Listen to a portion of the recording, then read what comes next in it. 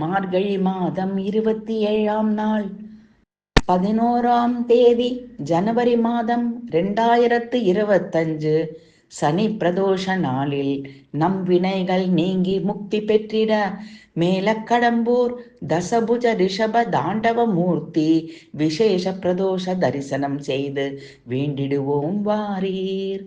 தளரும் கோள் அரவத்தோடு தன்மதி வளர்கின்ற சடையாராகிய கடம்பூர் கரக்கோயில் சிவபெருமானே போற்றி.